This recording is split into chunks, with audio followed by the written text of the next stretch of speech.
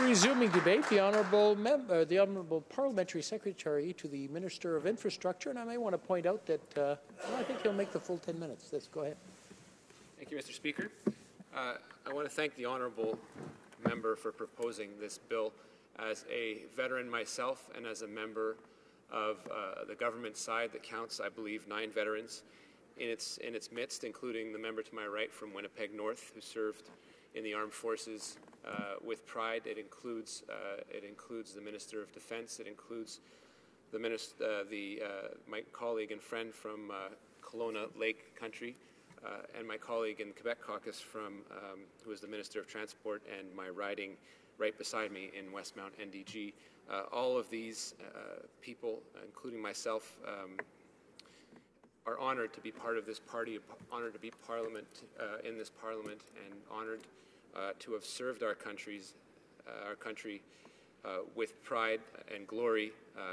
A number of us, only by fate alone, have escaped the hardship of war, but we stand together with the veterans who have faced it and faced other adversity insofar as we are all prepared to lay down our lives for our country, and it is something that unites us quite deeply, and it unites us, in fact, with members who have served across the way, and indeed the extended family of those people, which a few generations ago included members of the Second World War, First World War, and other wars that Canadians have proudly served in. This bill focuses the attention of the House on Canada's brave men and women in uniform, for whose skill and sacrifice all Canadians owe a debt of gratitude and esteem. The bill's intentions are admirable. They're goals that this government is currently delivering on, Mr. Speaker. As the Parliamentary Secretary to the Minister of Veteran Affairs talked about earlier, in November 2015, this government made a commitment to restore veterans' access to critical services and improve the long-term financial security and independence of veterans and RCMP members with illness or injury and their families. The Minister of Veterans Affairs was given a mandate that recognizes the obligation of this government to treat our veterans with respect and gratitude that they deserve.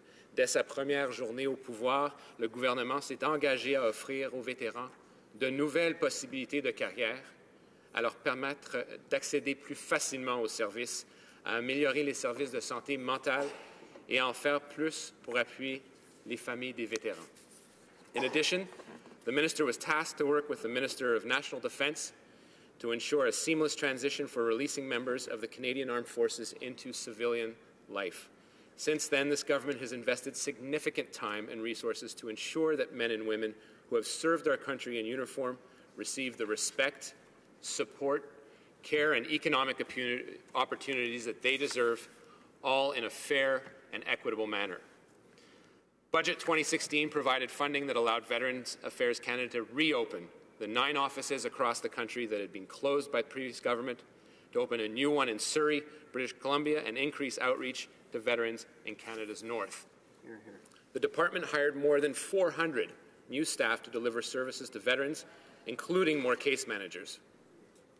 In Budget 2016, this government invested $5.6 billion in improved benefits to veterans and their families. We increased the value of the Disability Award and also increased the earnings loss benefit to 90% of a veteran's pre-release salary and indexed them, importantly, to inflation.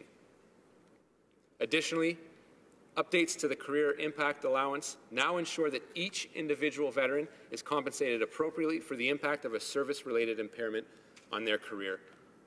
We also increased the value of the Last Post Fund to appropriately commemorate the service and sacrifice of our veterans, and increased the estate exemption to make it easier for veterans' families to provide a dignified burial for their loved ones. And that was just the beginning. The department continued investing in veterans for the next year to help military members find a new career and put their skills to use in civilian life.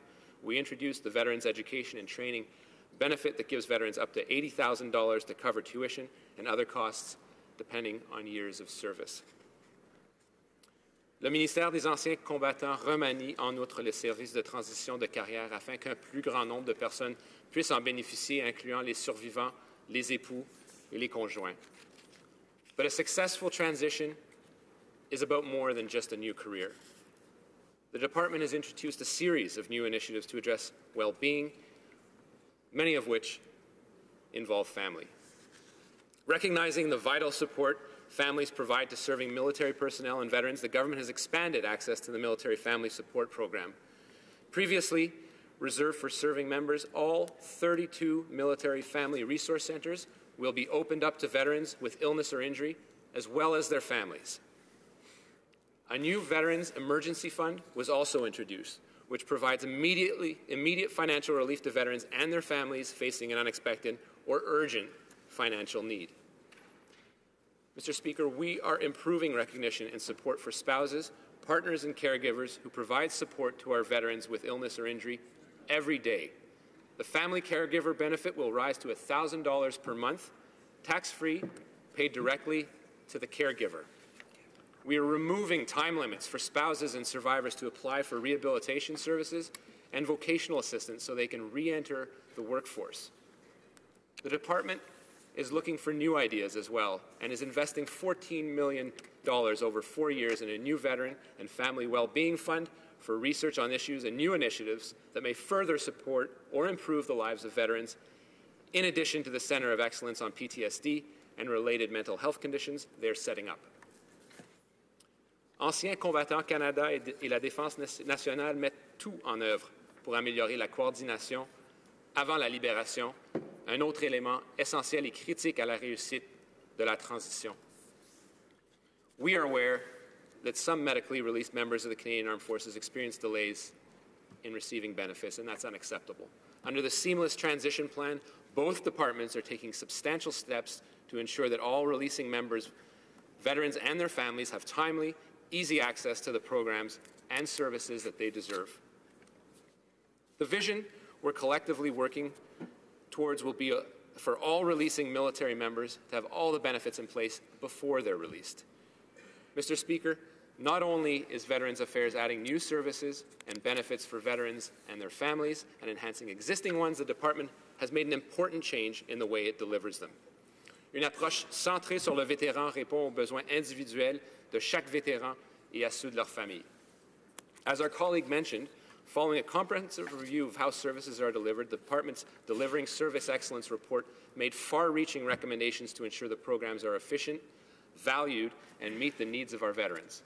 The Department is taking action and will accomplish 90% of the recommended changes within the next 3 years. Le gouvernement honore la mémoire des braves hommes et femmes qui ont servi en uniforme et de ceux et celles qui ont fait le sacrifice ultime en temps de conflit et de paix. I don't think any of us will forget the power of the commemorations held in Canada, France, and Belgium to mark the centennials of the battles of Vimy Ridge and Passchendaele during the First World War and the 75th anniversary of the Dieppe Raid during the Second World War, all events that have shaped our identity and shaped our country. Nor will we forget the Invictus Games for servicemen and women and veterans with injuries or illness. They were a great success in promoting awareness, understanding, and respect for those who have served and continue to serve. Mr. Speaker, this government is committed to ensuring that all veterans and their families receive the care, compassion, and respect that they have earned through their service. We have restored services and programs that were cut by the previous government and invested in mental health care, services for families and caregivers, long-term financial security, and career opportunities, all with the utmost dignity, respect, and equality for former military and RCMP members. And Mr. Speaker, as I go back to Montreal, I'll be taking the VIA train, and VIA has taken an undertaking to hire veterans, and I meet them every time I take the train, and I thank them for their service. We will never cease striving to improve the lives of all of our brave men and women in uniform. Thank you, Mr. Speaker. Merci.